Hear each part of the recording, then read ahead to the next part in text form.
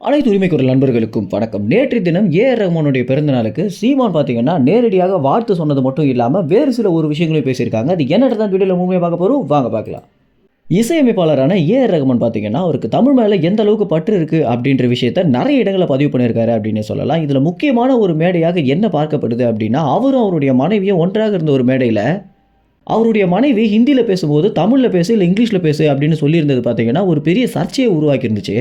அவர் எந்த அளவுக்கு ஹிந்தியையும் பாஜக கட்சியும் வெறுக்கிறாரு அப்படின்றத பல இடங்கள்ல பார்த்தீங்கன்னா, ரொம்ப வெளிப்படையாக காட்டிய ஒரு விஷயம் தான்.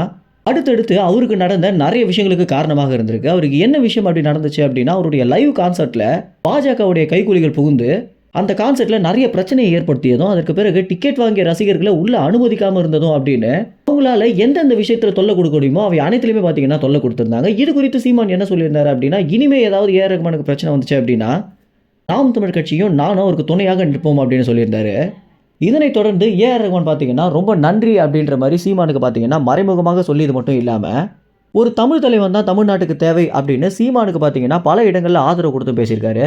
இந்த அளவுக்கு மறைமுகமாக அவங்களுக்குள்ள பார்த்தீங்கன்னா, ஒரு நல்ல அண்டர்ஸ்டாண்டிங் போயிட்டு இருக்க நிலையில, நேற்று தினம் ஏ.ஆர். ரஹ்மானுடைய பிறந்த நாளுக்கு வாழ்த்து சொல்லிய சீமான், மேலும் என்ன சொல்லியிருக்காரு அப்படின்னா, அவரும் வெற்றிமாறனும் இணைந்து எடுக்க போற படத்துக்கு, சீமானும் வெற்றிமாறனும் இணைந்து எடுக்க போற படத்துக்கு ஏ.ஆர். ரஹ்மான் தான் இசையமைப்பாளராக இருக்கணும் அப்படின்னு நாங்க ஏற்கனவே பேசியிருக்கோம். பட வேலைகள் முழுதுமாக முடிஞ்ச பிறகு நிச்சயமாக உங்களை வந்து அணுகுவோம் அப்படின்னு சொல்லியிருக்காங்க. இதற்கு ஏ.ஆர். ரஹ்மான் என்ன சொல்லியிருக்காரு அப்படின்னா, இந்த ஒரு விஷயத்துக்காக நான் ரொம்பவே ஆவலா இருக்கேன் அப்படின்னு சொல்லியிருக்காரு. ஏற்கனவே வெற்றிமாறனும் சீமானும் சேர்ந்து படம் எடுக்க போறாங்க அப்படின்னு தெரிஞ்ச பிறகு ஒரு பெரிய ஆர்வம் இருக்க நிலையில, இன்னும் இந்த ஒரு கூட்டணியில ஏ.ஆர். ரஹ்மானும் இணைகிறாரு அப்படின்னும் போது ஆர்வம் அப்படின்றது பல மடங்கு அதிகமாக இருக்கு அப்படின்னு சொல்லலாம். இயக்குனரிலிருந்து அரசியல்வாதியாக மாறிய பிறகு முழு நேர அரசியல்வாதியாக இருக்க சீமான் இந்த ஒரு விஷயத்திற்காக மீண்டும் இயக்குனராக மாறப் போறது அப்படின்றது பலராலும் ஆதரிக்கப்படுது அப்படின்னு சொல்லலாம். ஏன்னா வேற ஏதாவது ஒரு படம் எடுத்தா கூட இந்த அளவுக்கு ஆதரவு இருந்திருக்காது.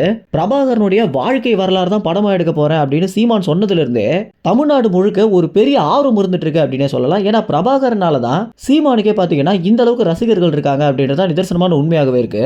மேலும் இந்த ஒரு தகவல் குறித்து என்ன நினைக்கிறீங்க அப்படின்னும், வெற்றிமாறன், சீமான், ஏ.ஆர். ரஹ்மான் இந்த கூட்டணி பத்தி உங்க கருத்துக்களை கமெண்ட்ஸ்ல தெரிவிங்க. நன்றி, வணக்கம்.